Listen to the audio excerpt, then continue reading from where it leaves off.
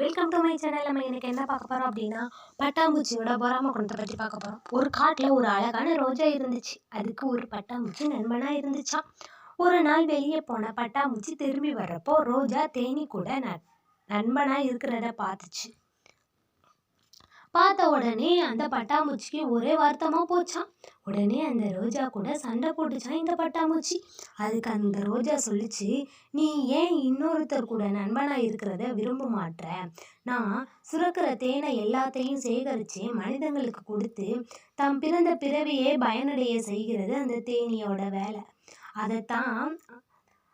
அதைத்தான் அதுக்கு வேலையாக செஞ்சிட்ருக்கு. அதனால தான் நான் அது கூட நண்பனாக இருக்கேன். ஆனால் நீ அதை பார்த்து பொறாம பிடிக்கிறது சரியில்லைன்னு சொல்லிச்சான். அதை கேட்ட பட்டாம்பூச்சி சொல்லிச்சு, அடடா, உன்னை பொறாமையால் அவமதிச்சிட்டேன் ரோஜா, எனக்கு தக்க தண்டனை கொடுன்னு சொல்லிச்சான்.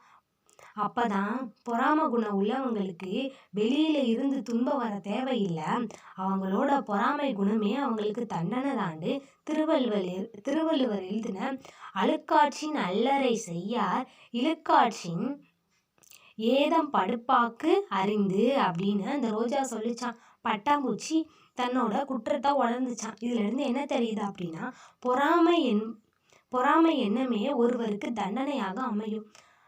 பொறாமை கொள்வது அவங்களுக்கு அதுவே ஒரு தண்டனை தான். அதனால யார் மீதும் பொறாமை இல்லாமல் என்கரேஜ் பண்ணிட்டு, அவங்களோட யாராவது தன்னோட ஏதாவது உயர்ந்து பண்ணிட்டாங்கன்னா அவங்கள என்கரேஜ் பண்ணுங்க.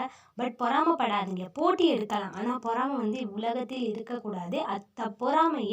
அத்தகையான பொறாமையே அவங்களுக்கு தண்டனையாக அமையும். Thank you friends. நெக்ஸ்ட் வீடியோவில் பார்க்கலாம். பாய்.